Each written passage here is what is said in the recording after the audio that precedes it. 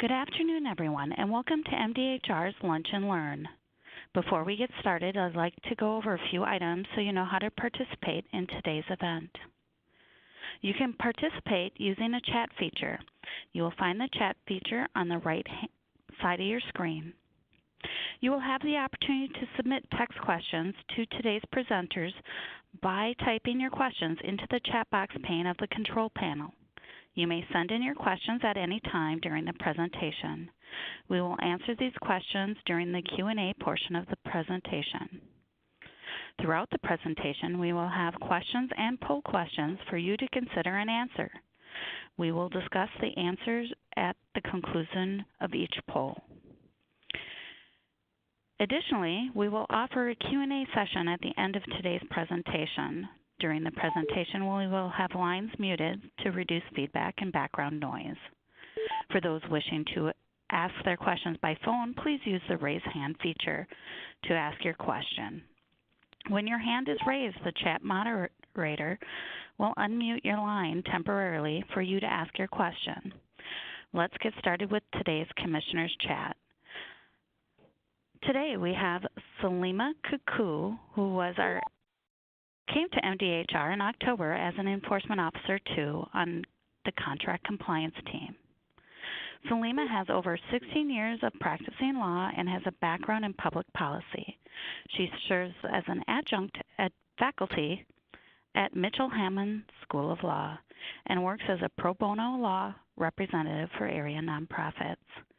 Additionally, from the contract compliance team, we have Jen Plegman, Elaine, Valadez, Christina, Byrne, Danielle, Colosimo, Brianne, Lucio. Please welcome Salima Kuku.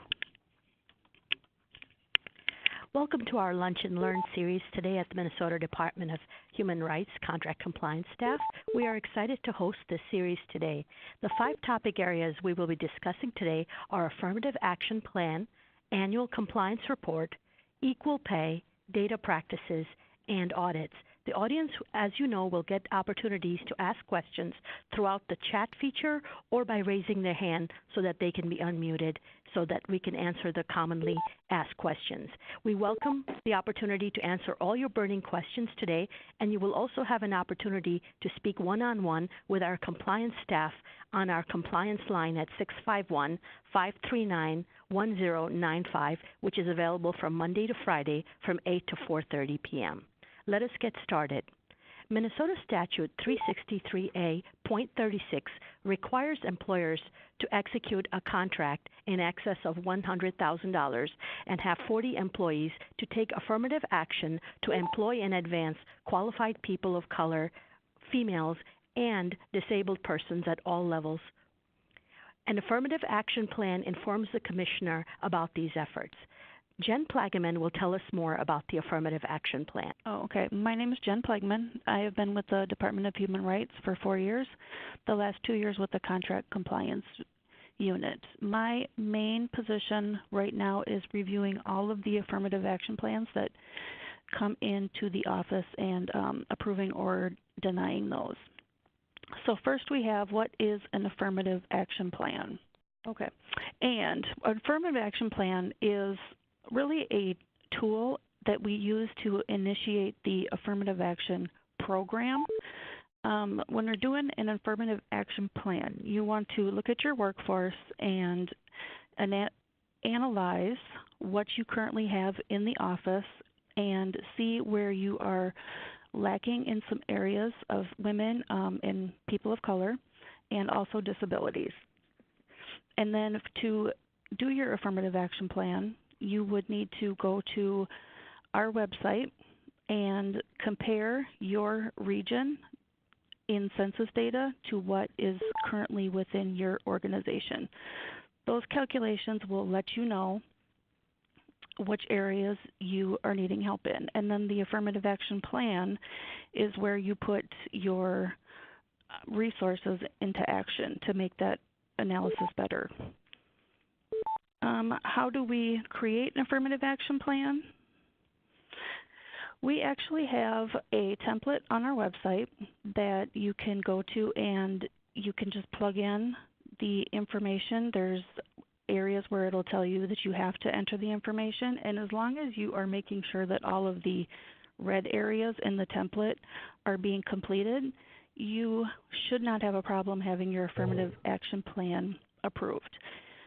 You also need to do a workforce analysis and the utilization analysis, as I mentioned before, and that will let you know what you need to set your goals for.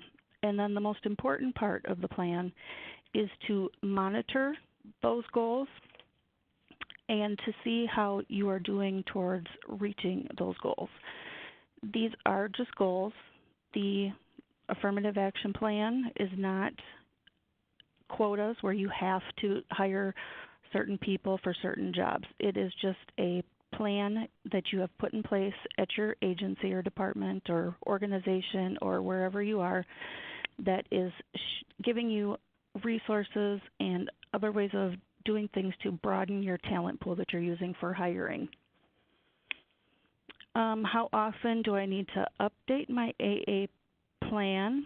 That should be done at least annually. It should be reviewed and updated as needed. There is an annual compliance report that someone will talk about in a little bit that needs to be done once a year and submitted into the department on the anniversary date of the certificate being issued. And that really you need to take a look at and see how it's comparing to when you first started. Are you getting better or worse? Are you meeting your goals or are you not meeting your goals? And anything that is significantly changed needs to be communicated to us and also to the entire staff. That's one of the common mistakes, which is next on my list here of things that are the common mistakes made when implementing is AAP is you're not documenting. You're not showing that you've reviewed these things annually and that you've had a discussion, a conversation with management and just staff in general, just reaffirming that you are committed to the affirmative action plan and where you are at with your goals, and if you've had to do any changes, if things are going great, things are not going so great, and just keep everybody up to date on how that is going. And documentation is the key in that. And under what circumstances does my company need to reach out to Minnesota Department of Employment Economic Development? And that is actually everybody that's filling out an affirmative action plan should be reaching out to DEED, letting them know just that that they should refer qualified individuals with disabilities to your agencies just for consideration. There are no quotas or goals set towards that right now, but that may change in the future. But that is a great resource into getting people that have qualified individuals with disabilities into your workforce. Thank you. Just a reminder that you will see a poll on your screen which will have some multiple choice answers. We would like you to please answer those questions, as that's very helpful for us to know the information that you have and the information that we can provide for you to improve the quality of this webinar. The next area that we're going to talk about is the annual compliance report. In order to show compliance with the Minnesota Statute 363A.36, contractors have to submit an annual compliance report on the anniversary of the workforce certificate for the 4-year period of the workforce certificate's validity. Brianne Lucio is going to provide us more information about the annual compliance report. Good afternoon. My name is Brianne Lucio, and I'm a Compliance Enforcement Officer with the Minnesota Department of Human Rights Contract Compliance Unit. I have been with the organization for a little over 2 years, and my background is in human resource management and business operations. So essentially, when is the annual compliance report due is the question that we have here. Your annual compliance report does document the efforts that your organization has with implementing your affirmative action plan, kind of what Jen was talking about. This report is due annually on the certificate anniversary date, and you will need to provide the department with your reports by that certification date each year. Another common question that does come up with annual compliance reports is, where do you go to get the census data when you're completing your utilization analysis? There are actually two areas that you can choose from depending on the location of your business.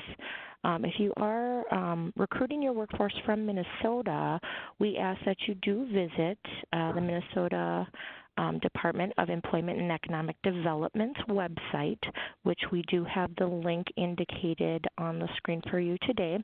Again, this is the DEED website that Jen was talking about, where you go to reach out for referral candidates for qualified individuals with disability. They also do provide data on affirmative action statistics as well. So you may want to make yourself familiar with their website.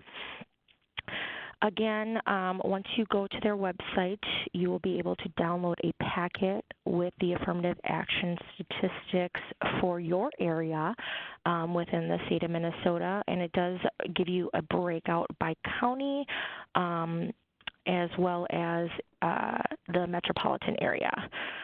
If you are an organization that is outside the state of Minnesota, but you are conducting business with the state and you are looking to complete your utilization analysis, then you would want to go to the fact finder unit at the census.gov website. And essentially this is the U.S. Census website that encompasses all states within the United States and their affirmative action statistics.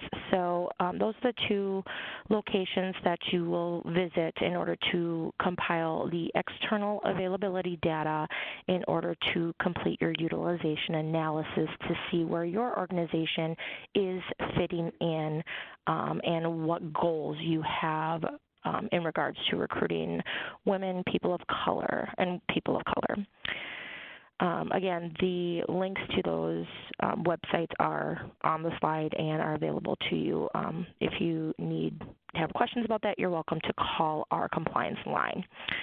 Now, the other most common question is if there are any reminders that are sent out for when your annual compliance reports are due. The department does not send out annual compliance report reminders. It is the contractor's responsibility in order to ensure that they are reporting timely to the department. If your report is not received by your certificate anniversary date, then you may receive a late notification letter from the department notifying you that your report is past due. Thank you, and I will put Salima back on the line for you.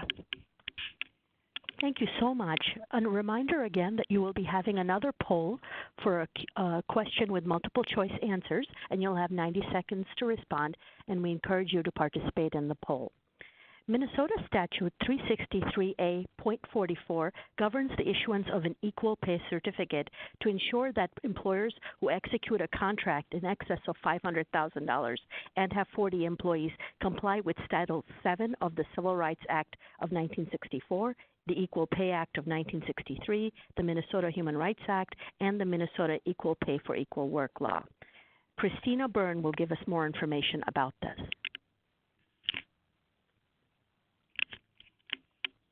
Hi, my name is Christina Byrne, and I've been with the Minnesota Department of Human Rights for 2 years. I conduct the equal pay audits that the department has been recently requesting. I just want to remind you guys that there is going to be questions coming up, and to answer those questions, and then I will go through and talk about each question as well. The first question that we get a lot of contractors calling and asking is, how do I complete the equal pay spreadsheet that's sent out when we request an audit? I'm going to talk a little bit about the equal pay audit, and then as soon as I get those results of your guys' answers, we can go into what the correct answer is for that. So when we conduct an equal pay audit, we're looking at contractors who have contracts, open contracts with the state of Minnesota, currently over $500,000, and they have 40 employees within the state of Minnesota. For each of those contracts, we send out a letter requesting some responses or documentation to be sent in to us, sort of like the workforce audit that I'm sure a lot of you have gone through. For the equal pay audit, we're taking that data and ensuring that you guys are in compliance with equal pay laws and paying women equally to men. You got about 5 more seconds to answer that question. When we conduct these audits, we want to make sure that not only you're paying women equally to men, but you guys are aware of the starting salaries that you give individuals and making sure that you're doing that with no bias and fairly. So let's take a look here at what the results were. So most of you said there's an equal pay audit guidance sheet, and that is found on our website, and that is correct. So there's an equal pay audit guidance sheet that's also sent out with the equal pay audit, and that'll go through and explain how to complete the spreadsheet that we send out.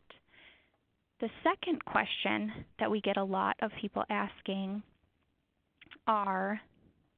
is, what do I do if there are questions on the spreadsheet that do not apply to my business? And that is a great question, because the guidance sheet, it just tells you which column, what your answers should be for each column, and that helps us to be able to analyze the data. So on the equal pay spreadsheet, we're asking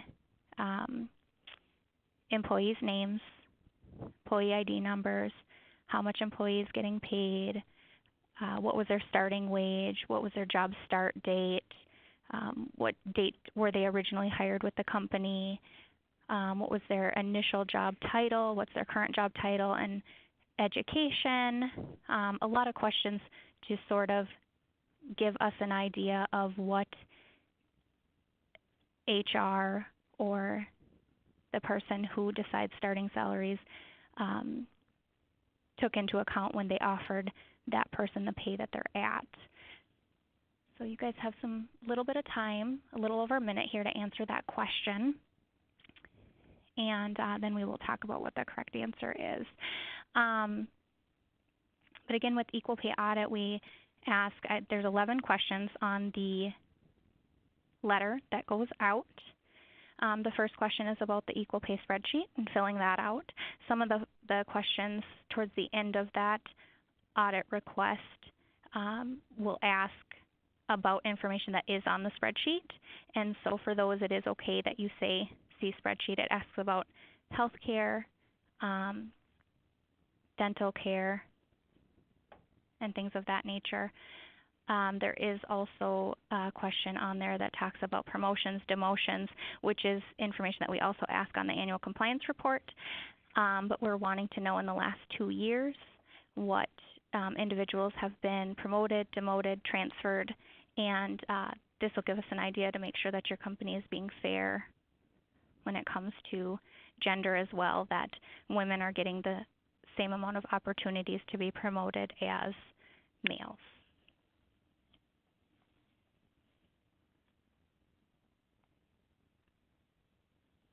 Okay, so for the questions on the spreadsheet that do not apply to your business, you can leave those columns blank. And if you have a question that you think might be pertinent, but maybe your company doesn't have that information because this employee has been there, or some of the employees have been there for years and years and you weren't collecting the data at that time, just give us a call and we'll let you know if you have to dig through boxes or paperwork to try to fill in those spreadsheets. We want to try and make it as easy as possible for you, but also get all the information that we need in order to complete a fair and accurate analysis. Another question that we commonly get is there an equal pay spreadsheet due when I apply for the certificate? No, there is not. So when you apply for the certificate, you fill out the application, and you pay the $150 fee, and then you also would need a workforce certificate because it's over $100,000, which is the requirement for the workforce certificate. So you have to make sure you have a workforce certificate, and then you can just fill out the application for the equal pay certificate and then pay the $150 payment. But that's a commonly asked question as well. No, you do not need to fill out the spreadsheet in order to apply for the equal pay application. I'm going to hand the phone back to Salima. Thank you very much. Thank you so much. Once again, we have a question for you to complete, and you will have multiple choice answers, and you'll have 90 seconds to complete it. We encourage you to participate in the poll. As you are aware, data practices is a term that refers to the rules governing information that contractors and others have to provide to the state. Danielle Colosimo will be giving us more information about data practices for the state of Minnesota. Hi, my name is Danielle Colosimo, and I've been with the Minnesota Department of Human Rights for over 17 years, but recently with the Contract Compliance Unit for about 9 months. We're going to discuss about data practices. Is the information my company provides to MDHR confidential? The answer to that would be yes. It's governed by Minnesota Statute 363A.35 and is protected as confidential.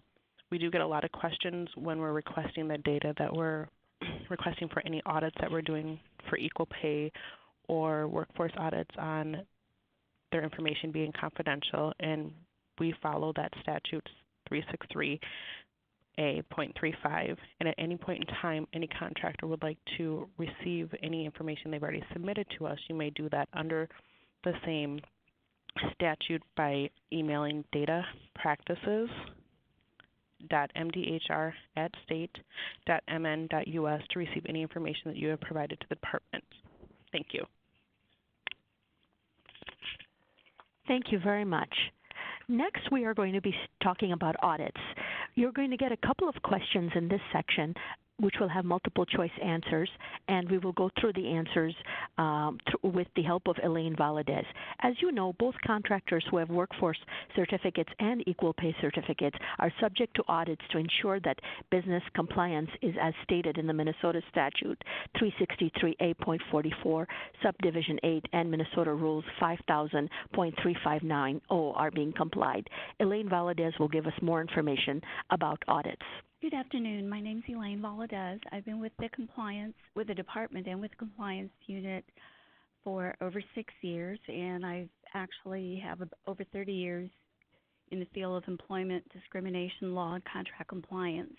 Today I'm going to talk about the audits that the department conducts. One of the common questions is, how much time do I have to respond to an audit?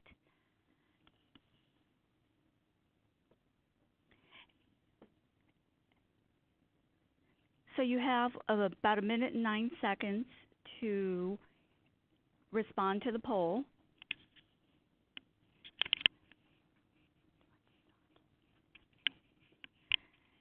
So there are two kinds of audits that the compliance division conducts. One is the workforce audit, and the other is an equal pay audit. Christina has talked briefly about the equal pay requirements. On the workforce audit, what we are looking at is to make sure that companies are, in fact, implementing the commitments they've made in their affirmative action plan. And it gives us the opportunity to work one-on-one with our contractors and give them guidance in areas where they may not be fully implementing their affirmative action plans, and give them suggestions and get them back on track with that. So there's 8 seconds.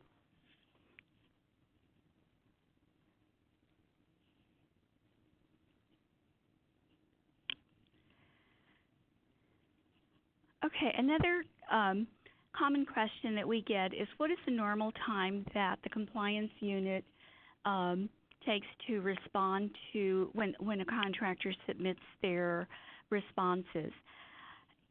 There isn't a hard and fast answer. It depends on the volume of information the contractor submits, as well as the number of audits that we've initiated at one time and how complete the information is. Normally what we try to, our goal is to review the audits within 24 to 48 hours and to respond to the contractor with additional information requests, and we have some within 3 working days. That those timelines, can vary depending, like I said, on what the contractor submits.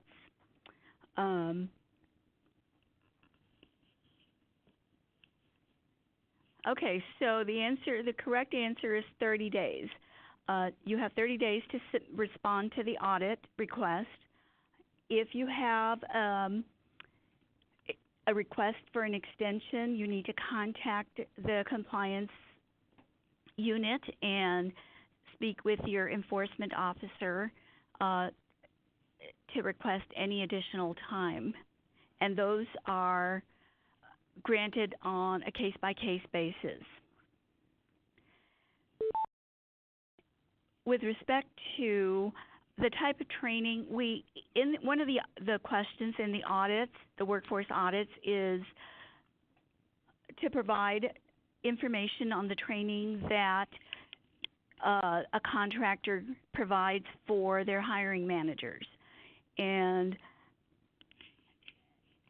the Minnesota rules require contractors to train their hiring managers in the selection process to make sure that they are eliminating bias in the selection, retention, promotion, disciplinary processes.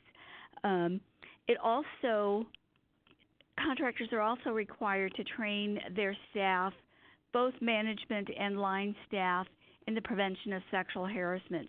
Those are requirements in the Minnesota rules. Now, another common question that we get is, do we have to reach out to referral sources?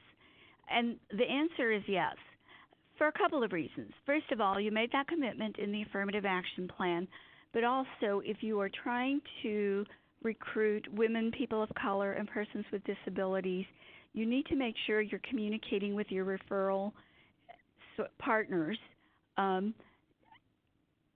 so that they understand the requirements that you have for the positions that you're posting, and they can give you advice on additional resources that may be more appropriate, how best to work with them,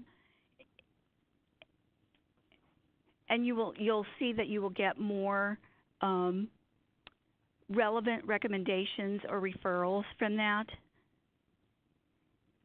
Now, another common question that we get is, how soon can I expect to hear from the department once the audit is complete?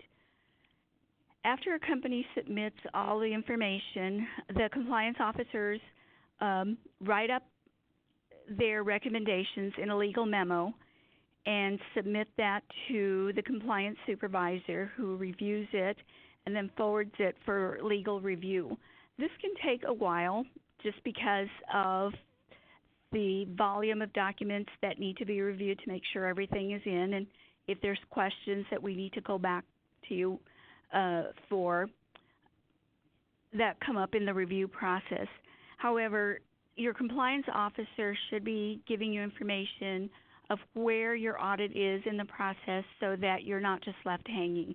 And if you have questions, please call our compliance line, and we'll be happy to answer any other questions.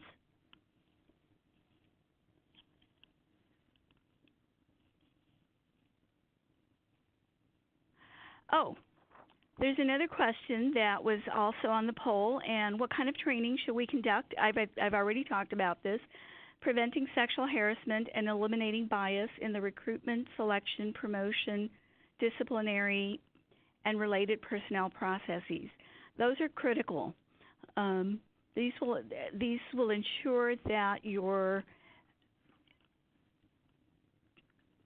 personnel processes are in line with your affirmative action plan.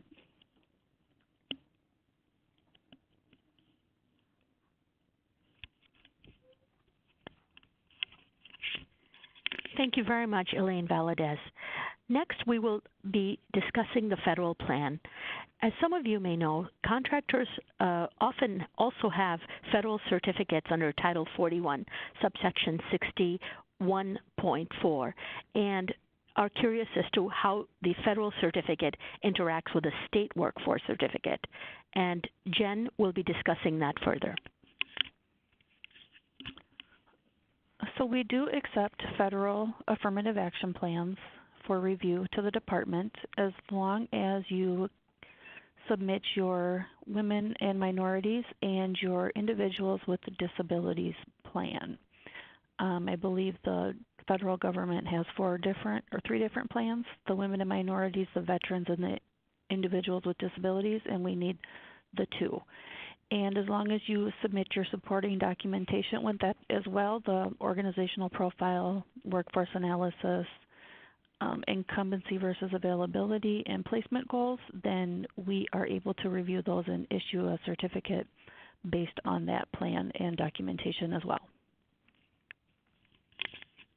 Thank you very much, Jen. We also wanted to let the audience know that towards the end of this PowerPoint presentation, there are resources available, including all the pertinent websites for the processes that we've been discussing today, as well as the videos for the elimination of bias and prevention of sexual harassment for hiring managers, so that they are easily accessible to you.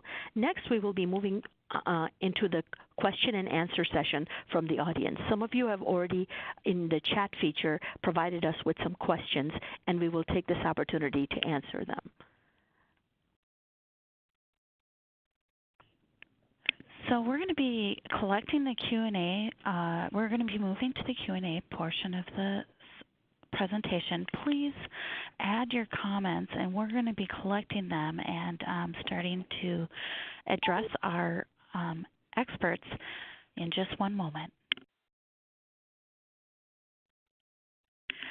Well, we have our first question. The first question is, we have a federal AAP for EOs 11246, and one Section 503. We modified these to comply with state of Minnesota requirements. So we are required to submit both plans or just one for the females and minorities only. We are going to have Jen answer that question. One moment, please. So if you have a federal affirmative action plan in place at your organization, you should submit your one for females and minorities and the individuals with disabilities as well, along with all the supporting documentation that I mentioned before.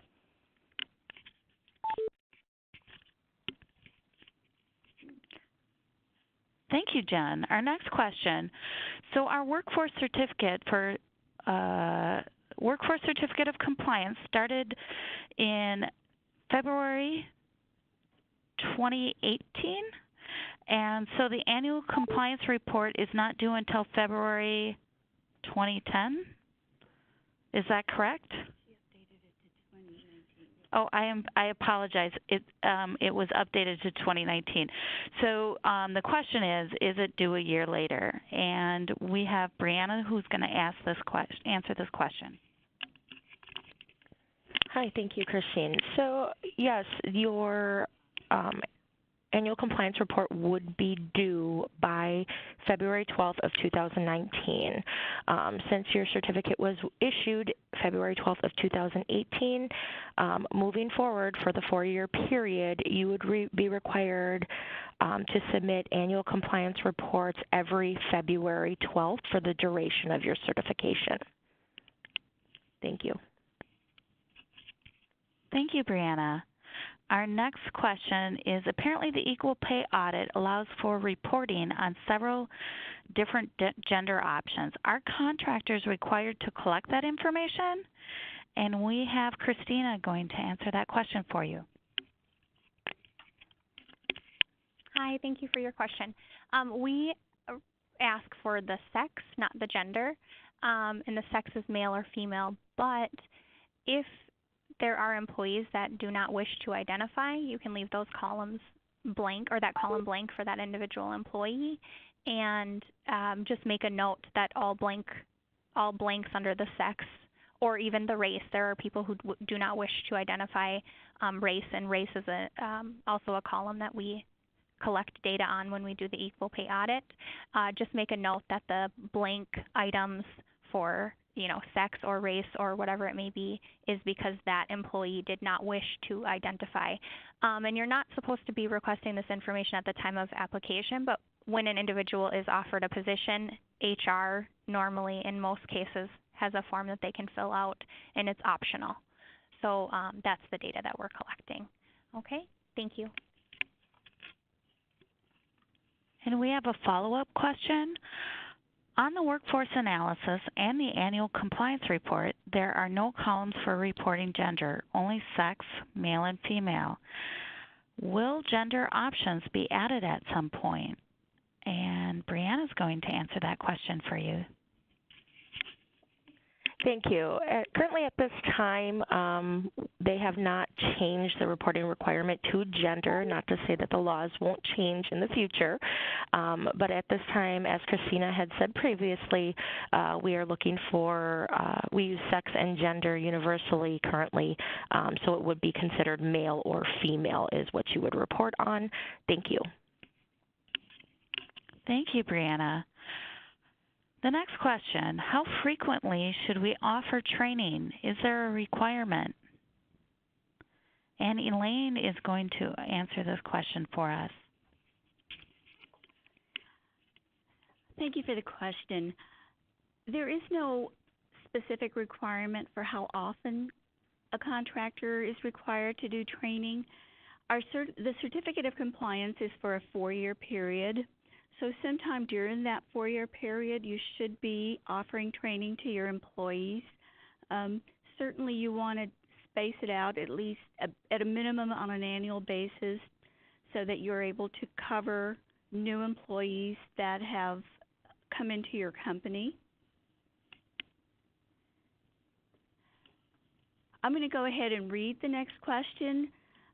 Because it's related to training. The requirement to do a sexual harassment training, is this a new requirement? We don't recall any information in the plan addressing this other than in the policy.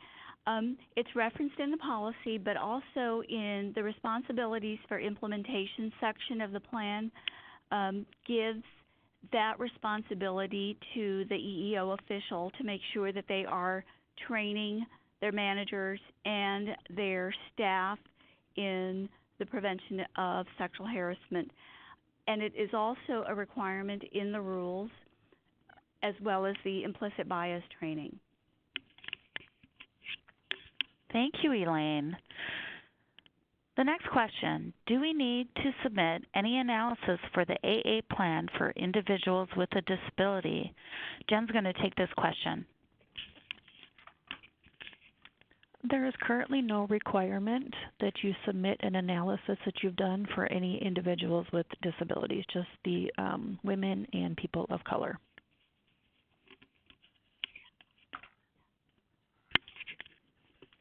So the next question is, are the training videos free for contractors to use? Yes, we do have some videos that we can pass along for any contractors that are interested. You would just need to contact the compliance email box or call the enforcement line, and someone can go ahead and send those over to you. And the compliance phone number is 651-539-1095. Hello, we did have a question to go back to the last slide, and so we'll quick do that. Additionally, there was a question on where we can access a recording of this training, and we typically have them about a week after the event, and we also send it out to all the attendees who registered. The next question, a workforce certificate requires an annual report. Does the equal pay certificate require an annual report? And Christina will take the next question. The equal pay certificate does not require an annual report, but in most cases, if you are required to have an equal pay certificate, you're also required to have a workforce certificate. So the annual compliance report is required under the workforce certificate, but not under the equal pay. There are very, very few times when a contractor would need an equal pay certificate, or they choose to get an equal pay certificate, they may not need one, and then they don't have a workforce certificate, and then in that case they wouldn't be submitting the annual compliance report. Thank you, Christina. The next question. This question has been asked many times, and I even heard it on a webinar this morning. The annual compliance report allows for the reporting of promotions, demotions, and transfers to and from a job group. Do those who stay in the same job group get reported? If so, where? The next question will be Brianne. Thank you, Christine. So currently the annual compliance report does break it out by job group. It does not drill it down by job title. And I think that that's kind of what they're questioning in regards to this. If somebody stays in, say, the professionals job group, but they switch from one job title in professionals to another, you would keep them in that same job group as to which they are currently allocated if they are not jumping from group to group. But you would denote that in the transfers to or from a job group if they do move laterally to a different job group, or if they are moving vertically to a job group. If you have any further questions regarding this information, again, please feel free to email us at our compliance email box, or else give us a call at our compliance hotline at 651-539-1095 for technical assistance. Thank you.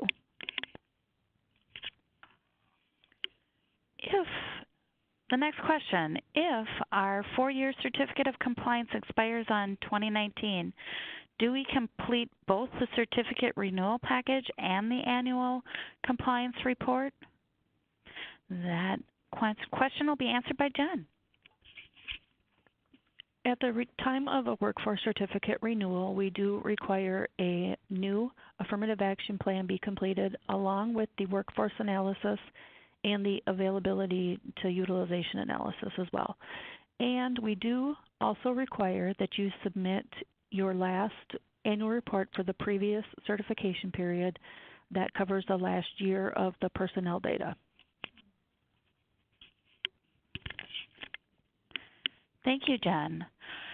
The next question, what if you have to comply 1 year and not the next? How does that work? Is there someone you notify at MDHR? Christina is going to answer that question. So in this question, I think somebody is asking if they're required to have a certificate 1 year and comply with those requirements, but the next year maybe they don't meet the requirements to have a certificate, and in that case they are always able to surrender their certificate, but they have to think about if possibly a scenario I may give, let's say somebody has 41 employees and then the next year they only have 39.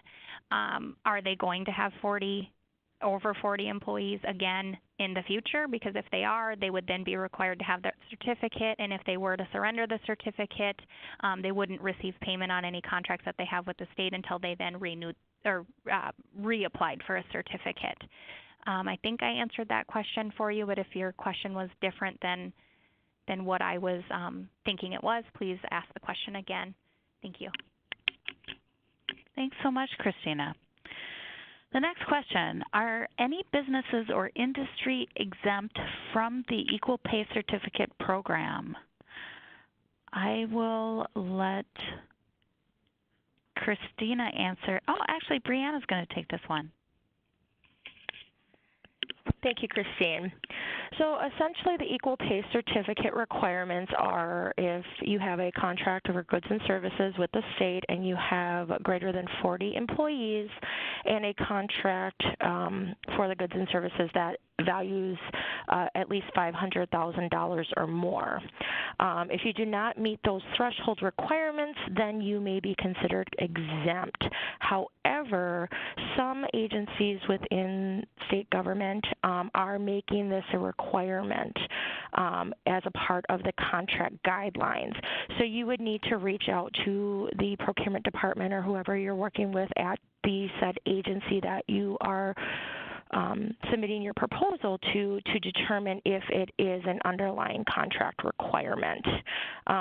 For example, in the past, bigger projects such as U.S. Bank Stadium or the Capitol Restoration Project, which are two of our highlight projects, that was a requirement that anybody who was conducting business that even if they didn't meet the 40 employee threshold, they were still mandating that they did receive a certificate.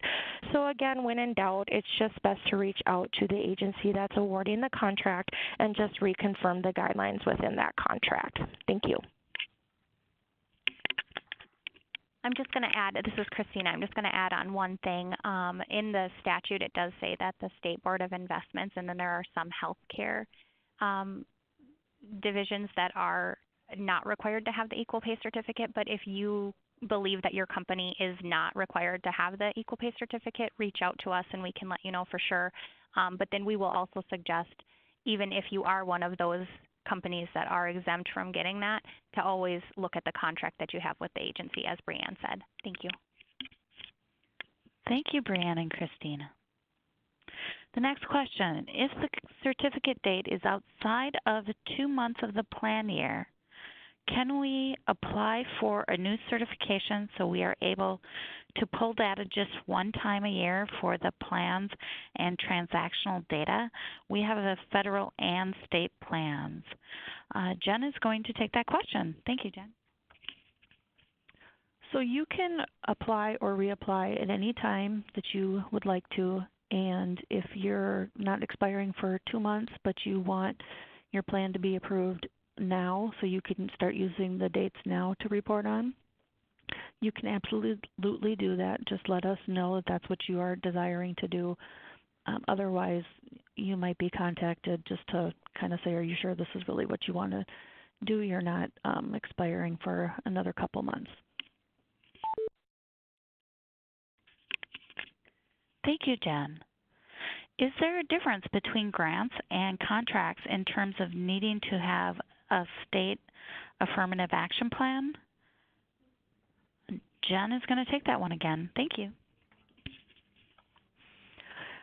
In determining if an affirmative action plan is needed for a grant or a contract, I would suggest that you check with the agency that you are getting your grant through. Some agencies do require affirmative action plans for grants, just certain grants. They might require it for somebody that has 20 employees, while we only require it for 40 employees. It's all really depending on what is in your grant or your contract. Thank you, Jen. We have a lot of great questions today, and we still have a few more.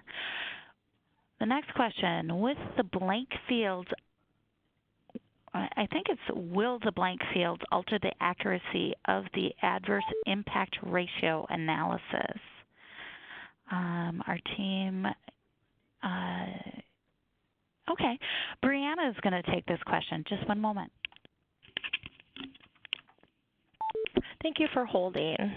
So essentially when you're leaving blank fields is because that part of your workforce has chosen not to self-identify, if I'm understanding the question correctly.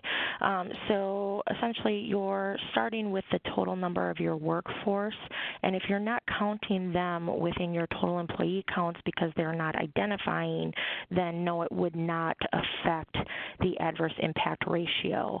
Essentially, you're conducting the adverse impact ratio based off of all those folks who chose to self-identify within your workforce. So I'm going to go ahead and reach into the next question here because it does pertain to the annual compliance report. So the question is, for the last couple of years, it was my understanding that there was no narrative due with the annual compliance report. It now appears that the sheet has been added to the annual compliance packet for a narrative. Is it required? So essentially, the annual compliance reporting packet is, again, a tool that you use to see how your company is making progress towards your affirmative action goals from year over year. Essentially, you're to use this as to make a game plan on how you're doing. The narrative was in the packet, and I guess it was inadvertently left out at some point, but it has since been added back. Again, the department does require that you are analyzing your workforce movements and you are coming up with a game plan on how you're going to address those underutilizations. So essentially, the narrative portion is for you to put in writing what your organization intends on doing to address those utilizations, the issues. Thank you.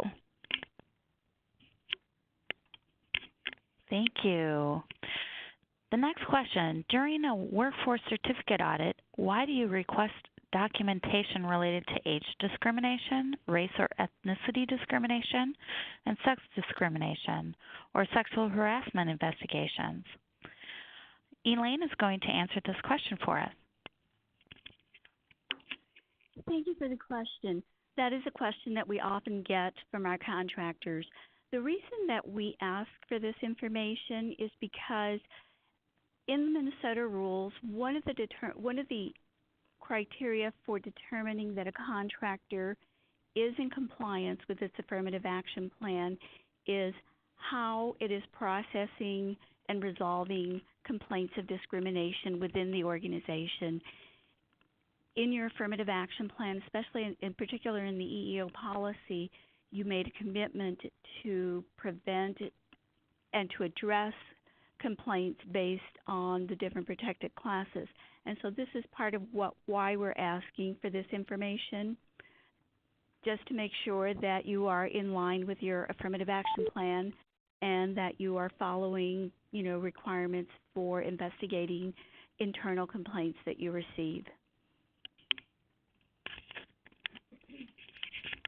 Thank you, Elaine. The next question, does the state of Minnesota require that interview notes be retained? Christina will be taking that question for us.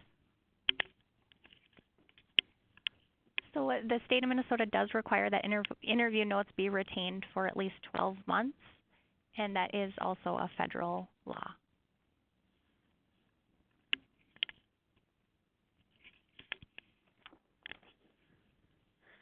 Well, it looks like we've answered all our questions. I would like to thank you for joining today's MDHR Lunch and Learn. Again, we will have it available within the next week. We will send it around to all the attendees who have registered. Thank you for joining MDHR and the Contract Compliance Team. You will find more information on the MDHR website at mn.gov/MDHR. Remember to share this chat once it's available on the website, and we will follow up within a week. Thanks so much and have a great day.